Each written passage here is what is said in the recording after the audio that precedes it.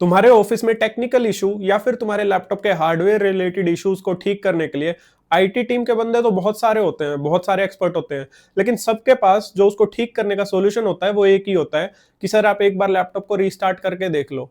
किसी दिन तुम्हारा लैपटॉप अगर बैटरी की वजह से फट भी गया ना, तो भी तुम्हें आके यही बोलेंगे, सर आपने एक बार रीस्टार्ट करके देखा, एक बार प्लीज रीस्टार्ट करके देखो, क्या पता ठीक हो जाए। एक बार मेरे प्रिंटर में कुछ एरर आया, तो मैं आईटी वाले बंदे के पास गया कि सर देखना एक बार चेक कर लो इसको, क्योंकि प्रिंट नहीं निकल रहा है। मैंने बहुत बार ट्राई किया पर प्रिंट आउट नहीं दे रहा है ये। उसके बाद वो बंदा बोलता है कि सर आपने प्रिंटर को रीस्टार्ट करके देखा। भाई ये प्रिंटर है, तुम्हारा लैपटॉप थोड़ी है कि मैं इसको शट डाउन करूंगा और जब दोबारा ऑन करूंगा इसमें कोई अपडेट होगी और ये ऑटोमेटिकली चलने लग जाएगा। तुम्हारे पास हर चीज का एक ही सोल्यूशन होता है क्या कि बस रीस्टार्ट कर लो, चल जाएगा। एक बार ऑफिस में पूरे फ्लोर का इंटरनेट डाउन हो गया। सारे बंदे पैनिक कर रहे थे, हमारा मैनेजर चिल्ला रहा है क्योंकि क्लाइंट कॉल का टाइम हो गया था और हम कॉल ज्वाइन नहीं कर पा रहे थे।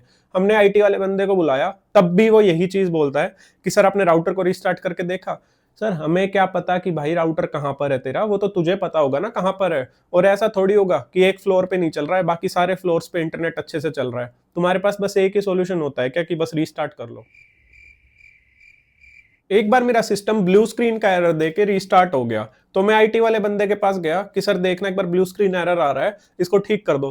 तो भी वो मुझे बोलेगा कि इसको रीस्टार्ट कर दो। भाई ये इश्यू ही इसलिए आया है क्योंकि मेरा सिस्टम रीस्टार्ट हो गया है और तुम मुझे रीस्टार्ट ही बोल रहे हो। और रीस्टार्ट के अलावा मुझे लगता है इनके पास दूसरा जो स्टेप होता है ट्रबल शूटिंग का, वो ये होता है कि इसको पानी पिला दो लैपटॉप को और उसके साथ इसे एक पैरासिटामोल दे दो, बस उससे ये ठीक हो जाएगा। अगर किसी दिन तुम अपने सिस्टम में कोई सॉफ्टवेयर नहीं अपडेट कर पा रहे हो और तुम आईटी टीम के पास जाओगे, तो भी ये यही बोलेंगे कि भाई एक बार रीस्टार्ट करके ट्राई कर लो। किसी दिन तुम्हारी शादी में कुछ प्रॉब्लम आ गई ना, तुम्हारी मैरिड लाइफ के लिए भी अगर तुम इनसे सजेशन ले लोगे, ये तुम्हें सिर्फ यही बोलेंगे कि भाई एक बार रीस्टार्ट करके देख लो, क्या पता ठीक हो जाए। एक दिन तुम वर्क फ्रॉम होम कर रहे हो और तुम्हारे सिस्टम पे कुछ इशू आ जाता है, तो तुम आईटी वाले बंदे को कॉल करते हो कि भाई मुझे ये इशू आ गया है, प्लीज इसको रिजॉल्व करवा दो। वो तुम्हें बोलेगा श्योर, एक बार रिमोट डेस्कटॉप की एक्सेस दे दो मुझे। वो तुम्हारे लैपटॉप की एक्सेस लेगा, तुम्हें लगेगा आज बहुत बड़ा इशू आ गया, काफी टाइम में उसको रिजॉल्व करेगा। पता है एंड में करता क्या है? वो सिस्टम को कहता है कि sir I will restart this system और फिर देखते हैं ठीक हो गया नहीं। भाई अगर तुझे यही कमांड देनी थी, तू मेरे को फोन पे ही बोल देता कि एक बार रीस्टार्ट करके देख लो। इसके लिए तुझे एक्सेस की जरूरत पड़ रही है और इसीलिए तुम बोले जाते हो आईटी एक्सपर्ट।